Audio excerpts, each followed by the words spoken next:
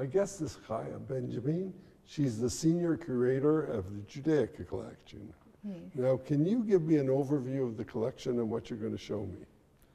Yeah, I wish to show you all the collection, but it's really endless. It's too much, and I wish, of course, but we'll walk through the route of the synagogues, and then you'll see from far away, you'll see a silhouette of a huge Hanukkah lamp. And then we'll stop and I'll show you this area, because this is the only one that I can show in our short time. Okay.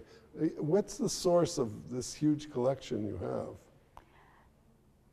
First of all, we have, of course, private collections that were donated to the museum, but more than a quarter of it, we got it after the Holocaust. The Nazis, they collected systematically, they collected a lot of Judaica and Jewish art, and mainly of Hanukkah lamps. So, and we got it, the Americans army got it, and they gave half of it to us and half of it to the Jewish Museum in New York, and now we are exhibited them. Okay, let's go over and let's look at them. Okay. Okay, Chaya, which is the first one you're going to show me? This one, it's the earliest Hanukkah lamp, and it's from the 14th century. But pay attention to the design of it. It's triangular, and then you have the rosetta, the window, and the rows of gates. And this is the basic, and this basic shape that you'll see, you'll follow it from South Spain or France, we don't know yet, before the expulsion from Spain, how they came to North Africa, and then they went to Italy and then to Poland, and what happened to this basic shape, if you will follow, how they adapted the arabesque in North Africa. Also in Vienna, what happened to it is the Altwin, but we'll follow it, then we'll see it. Okay. And then here, this one is from France. The whole exhibition is divided according to the countries.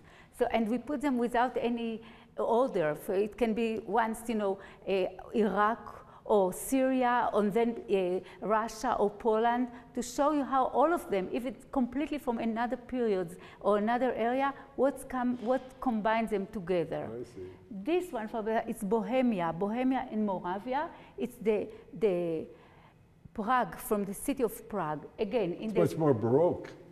I'll tell you what it is. It's 1782, the year when Joseph the Kaiser II gave the Jews the equal right, the Protestant, the Catholic, and the Jews. And it was the first time that the Jews got these rights. And also there is a medal that we'll put also in the exhibition. And here you see his protoma, his profile here, also to honor him because of this celebration and the right that they got. But you can see it's a home, it was each lamp was hanging in one window, and then they put it in the community. You can learn the history of the community, the history of the Jews in that time.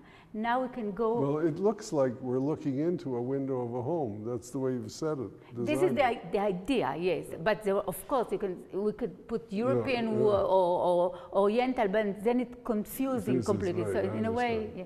Here we jump from there to Afghanistan. Again, 14th century, 18th century. This is Afghanistan, late 19th century. They don't use a Hanukkah lamp, as itself, but they use separate small cups to use for oil, water and oil, and then they light it, each one separately. From here, we'll jump over Austria, that it's, the Altwin style, like the furniture, like a sofa, but then we'll come to North Africa. Look again, if you'll see here what happened to the triangular shape here. You see it's still triangular, but it's got all this arabesque. All this, the gate, you see here, the arches here, right. But you can identify the main shape as it was there. Again, down, you can see here, I don't know if you can see it here. Yes, it's the simple triangular one. It's from brass and copper. In light, you can see also how the fire play with the reddish copper and the yellow of the brass. It's very beautiful. Is that a modern one? No, all of them are old. No, all of them are old, yes. And look how it looks very modernistic in a way. Yes, and also you can see it has to be 8 lights that they put 4 containers for oil, and each one at the end, it's for one fire. So you can have. And the stone. Also here you have the stones of the Hera here. And again, Yemenites community and South Germany, South Morocco, they use the stone. For 100 years, they were isolated from all other Jewish community. And it's proof maybe that the stone Hanukkah lamp was the earliest one. And then they use also some material like porcelain or brass or copper. From here, we'll go to this one. Look here. You see the base, if you can see it from here, triangular, but it's like windows here. And inside it's Lilith. Lilith, it's the wife of the Satan. You know, again, it's amuletic. Hanukkah, it's also because it was at home. They use it also as an amulet for the home against the bad evil, the evil eye. So sometimes you have also inscription on it with blessing, you know, so they use it, you know, simultaneously also for Hanukkah, but also to protect the house against the evil eyes. Here, this is a Hanukkah lamp that once we use it for stamps, the Israeli stamps. So we printed the one from Poland, one from India, and one from North Africa.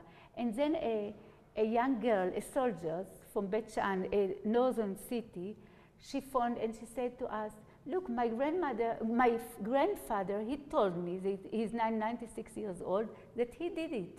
So we invited him. He was 97 years old. He made it, 97 years old, a tall, very handsome man. And then he told us, look, we were craftsmen at home in this very western South Morocco on the sea. And me and my father prepared, it's all made of textile and also sardine cans. You know, if you'll see here, all you see the material here, the sheet, it's made of sardine, also from the back. And he said, also here, we saw that it's just decoration, but it was a marriage gift. We give it as a gift for the bride and the groom. And this is Shimon and Esther. You see the name on each side.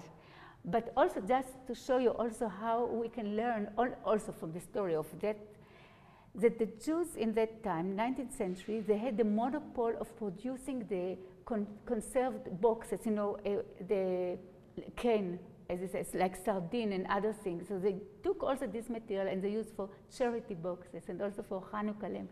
And then you can see if it will move it, yes. Really an environmental preservation society. Yes, yes. Okay, let's go to the other part.